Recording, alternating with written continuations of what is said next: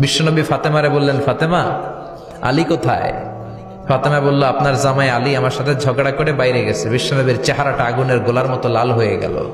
বিশ্বনবী ডেকে বললেন, ফাতেমা, তুমি বিশ্বনবীর মেয়ে হতে পারো, কিন্তু আলী তোমার স্বামী।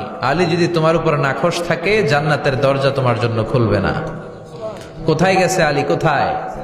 বললেন যে মসজিদে নববীতে গেছে। বিশ্বনবী যে দেখলেন বালির উপরে আলী শুয়ে আছে। বিশ্বনবী মজা করে ডাক দিলেন, ইয়া আবা তোরাব। তোরাব অর্থ বালি, তোরাব মানে কি? বিশ্বনবী ডাক দিলেন, ইয়া আবা তোরাব, মানে হে বালির বাবা আলী, ওঠো। এখন আলী ওঠে না, রাগ করে আসছে। বিশ্বনবী এদিক দিয়ে তাকায়, আলী ওইদিকে তাকায়। বিশ্বনবী ওদিকে আসলে আলী এদিকে তাকায়। মনে মনে করে এতক্ষণ আপনার মাইয়াই গুতাইছে, এখন আপনি গুতাইতেছেন। বিশ্বনবী যাই বললো, আলী রাগ করো না, ওঠো, তুমি আমার চাচাতো ভাই, আমার ঘরেই তো তুমি মানুষ হয়েছো। ঘাপটি মেরে হাতটা ধরে টান দিলেন। সাইয়েদনা আলী উঠতে বাধ্য হলেন। বিশ্বনবী কারো হাত ধরে টান দিলে ওই লোক বসে থাকতে পারে? উঠে গেলেন, ঘরে নিয়ে আসলেন।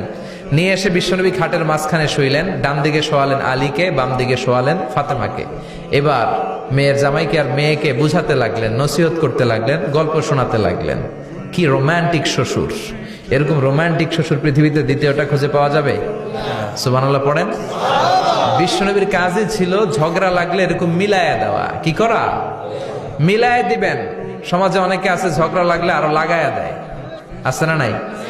আগুন লাগলে কি দিয়ে নিবান? পানি ডালতে হয়, অনেকে তেল ডালে। কি ডালে? তো আগুন আরো জ্বলে ওঠে। বিশ্বনবী বললেন, না, খবরদার, ইসলাহু যাতিল বাইন, মিলায় দিবেন। স্বামী স্ত্রীর ঝগড়া মিলায় দেন, ভাইয়ে ভাই কোপাকুপি মিলায় দেন, এলাকায় এলাকায় গ্রামে গ্রামে মারামারি না লাগাইয়া মিলায় দেন। জান্নাতে আপনার ঘরটারে বড় করে দিবে কে? আল্লাহ। বিশ্বনবীর কাজ ছিল মিলায়া দেয়া।